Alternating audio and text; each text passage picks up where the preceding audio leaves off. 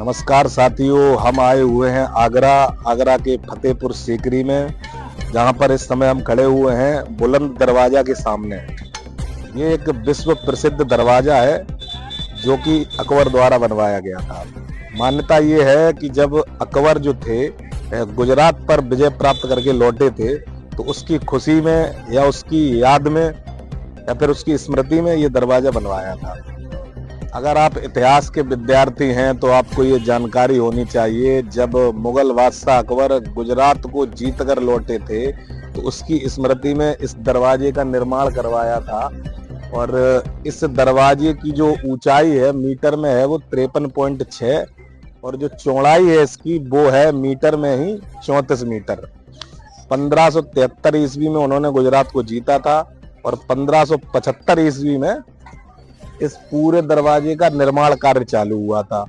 12 वर्षों के बाद ये बनके तैयार हुआ। इसे पूरे बनने में 12 वर्ष लग गए थे।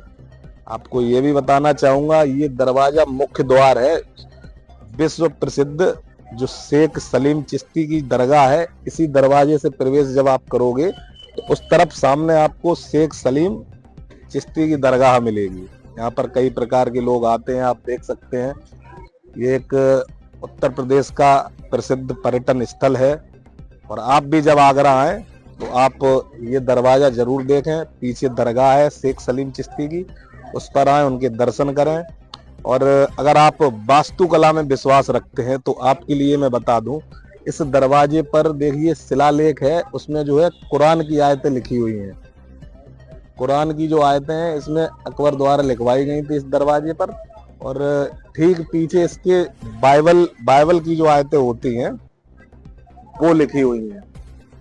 तो ये मुगल बादशाहों ने जो स्मारक बनवाए हैं उनमें से सबसे प्रसिद्ध स्मारक एक ये है जिसे हम कहते हैं बुलंद दरवाजा। बहुत बहुत दूर से लोग देशों से विदेशों से यहाँ आते हैं इसे देखने के लिए, और वास्तुकला का एक बहुत ही अच्छा उदाहरण है।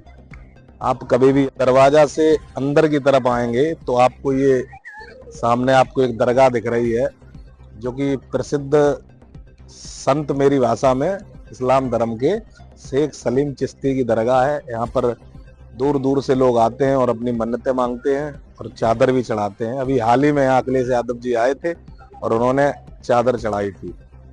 Thank you.